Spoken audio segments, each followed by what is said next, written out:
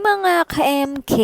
Another day, another mini vlog! Sunday nga ngayon at may pasok na bukas, kaya naman nagplansya na ako ng mga uniform na gagamitin ng mga bata bukas. Actually, dalawa lang naman silang estudyante dito sa bahay, kaya naman 10 piraso ng uniform lang naman ang paplansyahin ko. For 1 week na talaga yung set ng uniform nila para naman hindi na ako mag-wash and wear. Hirap din kasi yung ganon, lalo na at meron pa akong maliit na inaasikaso. Kasi naman hindi nag-uniform ang Kuya Crane namin. Minsan naka-civilian lang siya. Na pag Friday, nagre-request talaga ang kuya since wala naman silang PE uniform pa, pinagsi-civilian ko na siya. Laging pansa siya ka t-shirt nga pala yung pinapasuot ko sa kanya para naman naka-PE din siya. Dahil Monday nga bukas at saka may flag ceremony ang kuya, naka-pants siya at saka polo shirt. Na naman magmukha siyang presentable lalo at ma-feel niya na estudyante talaga siya. Hindi pa naman siya required magpantalon sa school, mas marami pa rin yung uniform niyang shorts kaysa sa pants niya.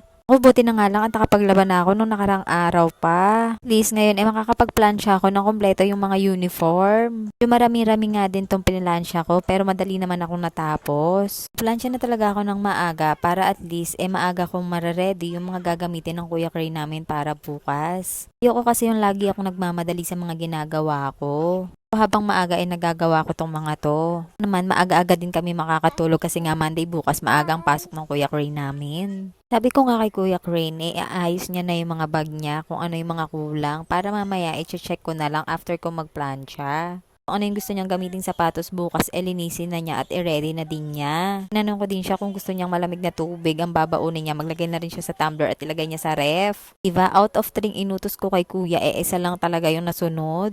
Ko nga magplansya, naglambing tong bunso namin. Galing nga pala to sa sakit, meron pa nga siyang ubot sipon ngayon. Na nga lang at medyo okay na siya. Kala ko nga kanina madadala ko sa hospital. Nung kahapon hindi talaga siya masyadong kumain maghapon. Medyo may sinat-sinat pa nga siya. Buti na nga lang at umokay siya ngayong umaga. Monitor ko pa nga rin kung lalagnatin pa ba siya o hindi. Nag-text na din ako sa PJ niya kanina.